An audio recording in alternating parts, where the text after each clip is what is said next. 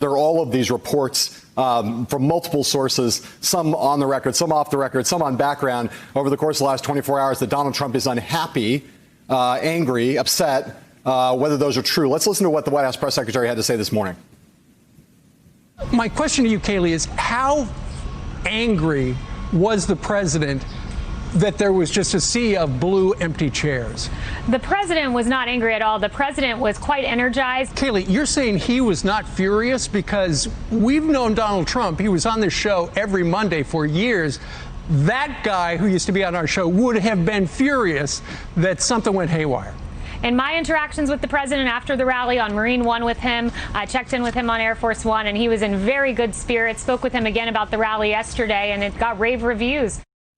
So, Steve, Nicole Wallace follows a pretty good principle not to have liars on her air. And so the White House press secretaries, previous and current, don't make this show very often. I thought I would put her on today just to remind us all that when she took this job, she said, "I will never lie to you," to the White House press corps. And I can count at least a dozen times when I know she's lied to the White House press corps, including in this instance. But the question I want to ask you gets to the candidate psyche. And there's a lot. We're going to talk about the political malpractice and what's going to come next. But you have worked for people like John McCain, who notably had occasionally had a temper, and other candidates who are a lot less unhinged than Donald Trump.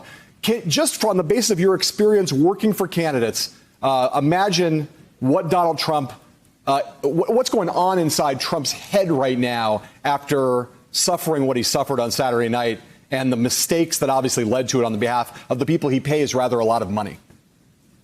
Well, obviously, Kelly McInerney is lying, and the Fox and Friends people know she's lying, which is the most remarkable part about that. But look, the truth was painted on Donald Trump's face when he landed on the south lawn of the White House aboard Marine One and dejectedly walked across the south lawn a defeated man. And Donald Trump, we all know this about him, is in essence a junkie. He needs the acclaim. He needs the exaltation. He hadn't had a rally in months. We've seen the most incompetent and inept performance in a crisis by an American leader in the history of the country. The economy is shattered. 40 million people out of work, 120,000 dead Americans. And so Donald Trump was there. He was going to light the fuse. He was going to kickstart the campaign. And it was a debacle for the ages. The president of the United States got up there and he talked for 15 minutes about his slow shuffle down the ramp at West Point. He talked about the difficulty of drinking water. The people who were there risking their lives cheered for it. I'm not sure why. But incredibly, he finally told the truth about something in the middle of the speech when he confessed to slowing down testing for coronavirus. And the reason the United States is the epicenter of coronavirus death and suffering, and our economy is the worst because of it, and the United States is the worst managed country with regard to dealing with it, is because we don't have enough testing. So it was a remarkable admission, and an admission that is responsible for the deaths of many, many Americans. So you just saw an unhinged performance.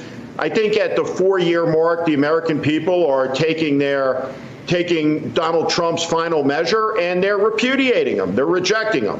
No one in the country except for the Trump kids can say they're better off than they were 4 years ago. The American people are looking at Joe Biden. They see a good man, a decent man, an empathetic man, a competent man, and an honorable man. And they're getting ready to replace Donald Trump with that man.